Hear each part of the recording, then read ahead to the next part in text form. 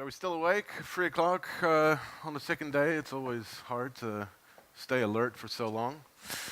It's my first time in Tokyo. Amazing city. Very happy to be here. I can see ourselves spending a lot more time here.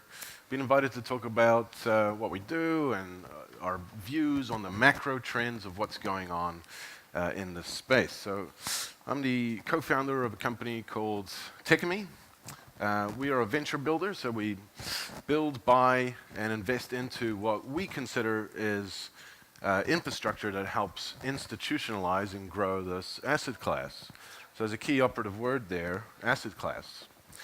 One of our first companies, bravenewcoin.com, which is a market data and research business, spent about 18 months researching and putting together a full-blown taxonomy and classification system on this asset class. So working off Robert Greer's work of his 97 framework for the three major superclasses of assets, to layer in some context here, I'll just quickly run through those.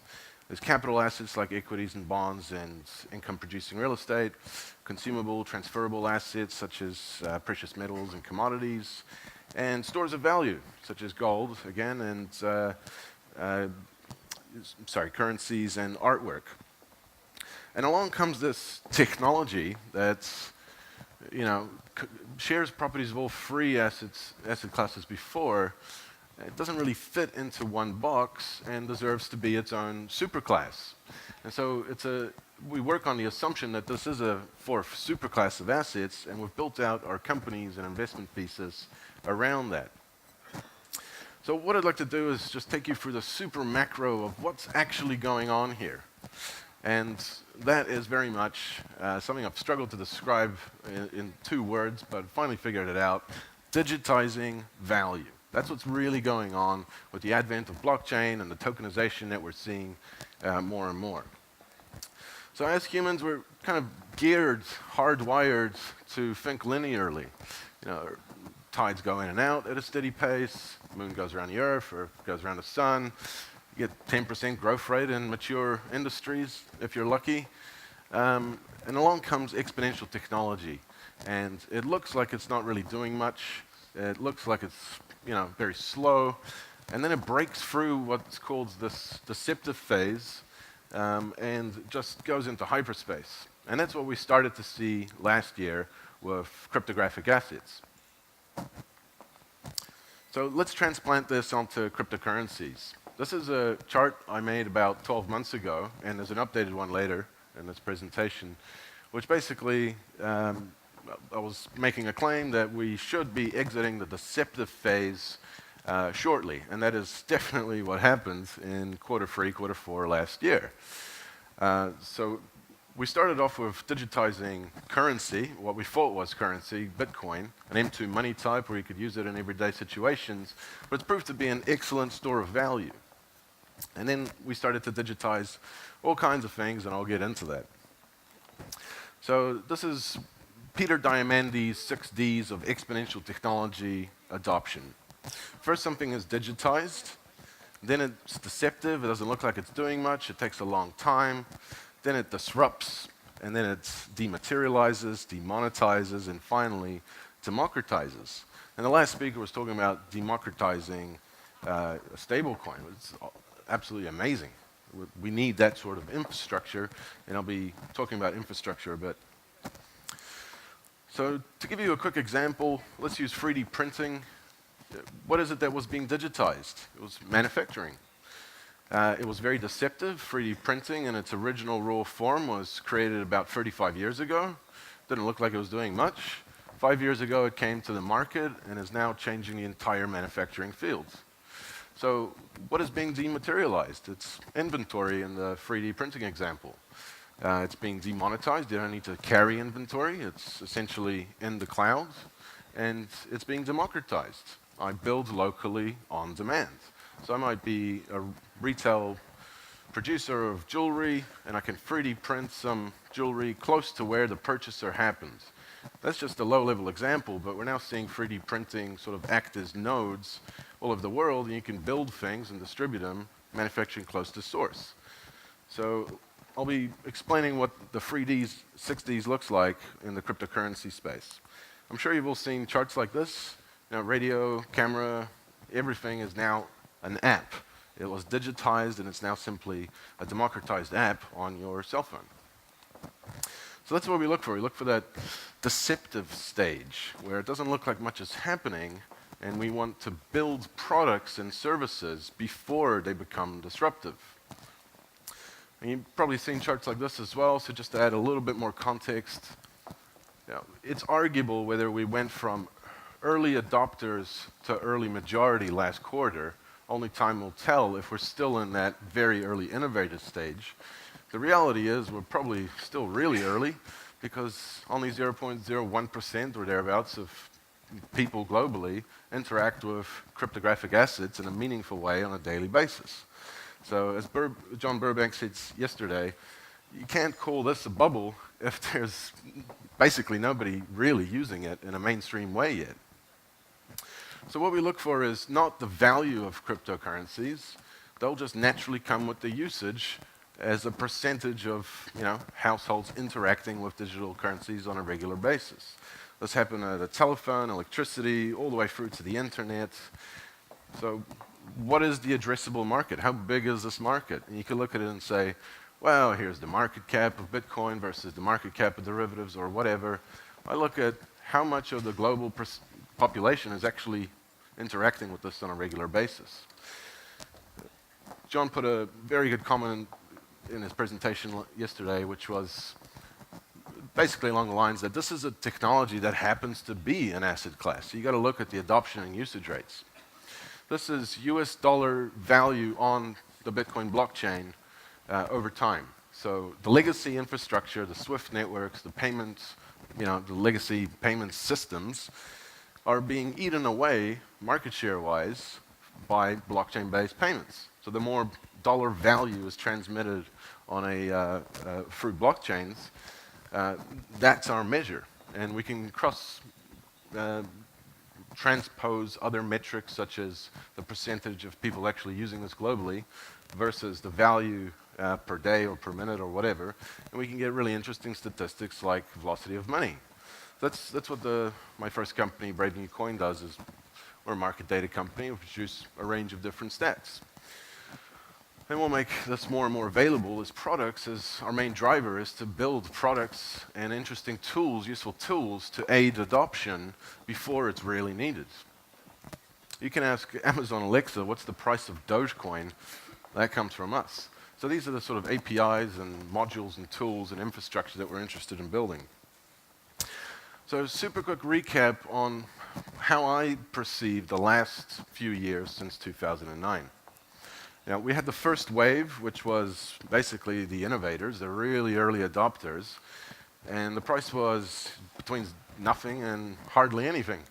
And it was used by cryptographers, computer scientists, cyberpunks, and the on-ramps and off-ramps were basically peer-to-peer. They were very manual, and you couldn't really do much with this stuff.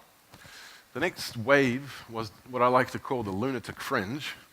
That was a fun time. I discovered Bitcoin in 2010 and thought it was magical internet money because it was filled with ideologically motivated investors, libertarians, anarcho-capitalists, and the on-ramps and off-ramps were largely chat groups, forums, internet relay channels, and the first few exchanges. The next wave was the early adopters. Bitcoin went 250 all the way to 1100, and then 2014 went back down again. It was early retail and institutional investors, and it was because there was a few options around. There was MTGOX, there was TradeHill, and there was the early days of the other exchanges like Stamp and Bitfinex. The fourth wave, we saw a peak at 1100, everybody's, and it crashed back down, all the way to, I believe, 182 and almost 20,000. And it was the early majority of retail and institutional investors. Still no sovereign wealth funds, but it was because there was a multitude more access. I believe BNC in Q4 was tracking 160 exchanges. There's 20 plus liquid OTC desks out there. We, of course, had the CBOE and CME futures. Daniel Masters at CoinShares and Gabby in the UK has these NASDAQ trackers on the Nordic NASDAQ, which is the most liquid highest volume item traded there, funny enough. There's 150 plus crypto funds that have come to market. I feel bad for the ones that opened in December. Micro investing platforms for retail came to market. More and more infrastructure. So here's a bit of, I guess, future. Bitcoin's going to trade appropriately to its global usage. And that could be quite a high figure. It might go back down before we go and break out again, but that's kind of irrespective. On a long enough timeline, it's a zero-sum game. So the late majority, all market participants, including sovereign wealth funds, will start to participate with cryptographic assets in a regular, meaningful way. And that is because the on-ramps and off-ramps, exchanges will come to market. We will have scalable, decentralized exchanges. We'll have exchange-traded funds and a variety of exchange-traded products. And basically a smorgasbord, a kaleidoscope of structured income products, option swaps, all the institutional products that are insured, underwritten, the custodial considerations have been solidified, and the key management has been stupid-proofed, basically. So there's a common theme here. It's all about access. And again, this is part of what we look for. We also like to know what's the addressable market, and, well, it's pretty big. I mean, if you can send a picture, take a photo of a cat and send it to anybody else on the planet instantly, why can't you do that with value, right? So the addressable market should be the size of the global population that has access to good internet. There's about 4.9 billion citizens. So the 6 Ds of cryptographic assets, if we bring it back to the exponential technology life cycle and put that lens on, what is it that we're digitizing? Value. All types of value. It's been deceptive. It's very slow growth rate comparatively to other industries for the first few years. It's highly disruptive now, arguably starting to change finance and commerce in a big way. What is it that is being dematerialized? I don't think this is there quite yet, so this is the last 3 Ds are for the future, and the dematerialization is for ownership and access. I'll go into these in a little bit more detail. The demonetization is the middlemen in the capital markets. They're largely the transfer agents. And finally, this is not purely because of cryptocurrency. It is a culmination of key technologies coming together, and we're seeing this trend towards life as a service, universal ownership. So why have a vehicle if everything is driverless and you can just rent these services? Don't need to expend capital to buy a vehicle and maintain it. You could just simply rent it. We're seeing that in all sorts of fields. So just to quickly run through these in a bit more detail, first we saw Bitcoin and a whole bunch of clones. And you had to build your own blockchain, and it was largely stores of value at the time, or things that try to represent money. And then we saw a whole bunch of utility coins, and then of course we saw, well, I'll get to that in a moment, sorry. I like to measure the deceptive part in terms of not how much money is pouring into the underlining, i.e. how much is being bought into Bitcoin and Ether, but how much is being poured into the infrastructure.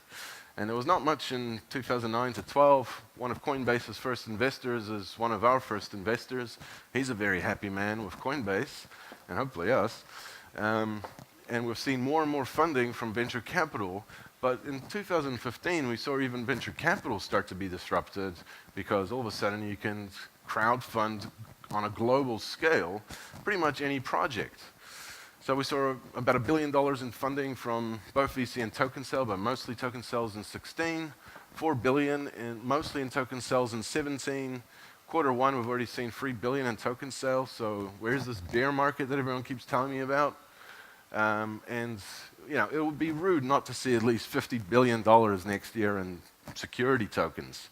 I predict it'll probably be a lot more than that, especially as the VC component starts to finance the mergers and acquisitions and the Series D and later the larger rounds.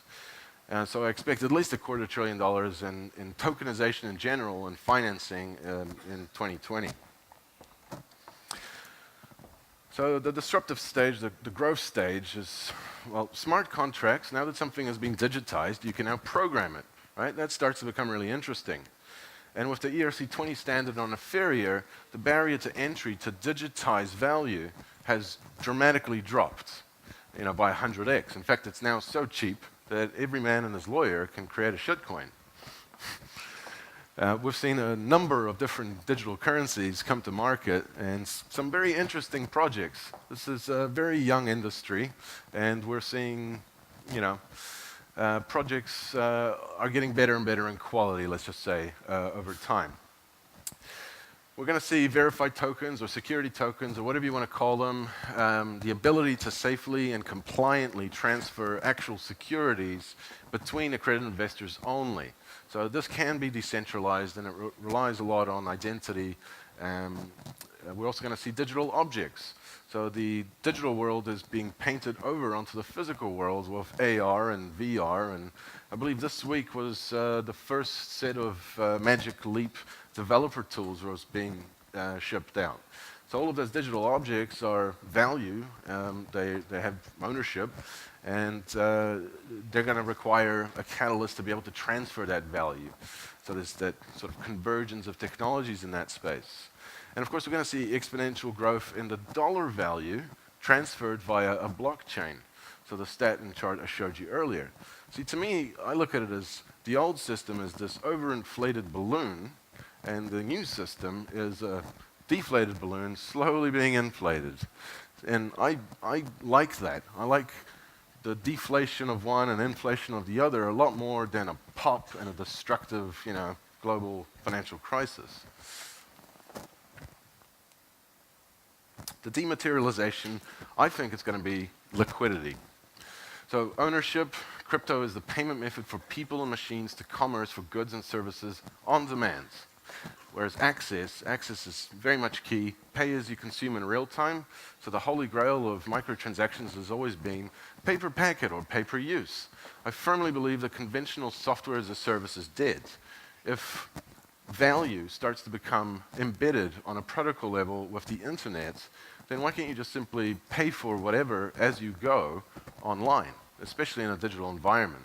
Why pay $50 a month for that thing when you can just pay microtransactions as you consume it? The demonetization, as I said, is middlemen, so transfer agents, and basically I'm predicting about 30% of the world's value to be expressed by some form of cryptographic token by 2022. And that's going to require a hell of a lot of standards, regulation, and infrastructure. And finally, the democratization of ownership, life as a service, universal ownership. So I gave you the transportation example, but it permeates out, to property, utilities, recreational, all sorts of fields. And AI, the machine-to-machine economy.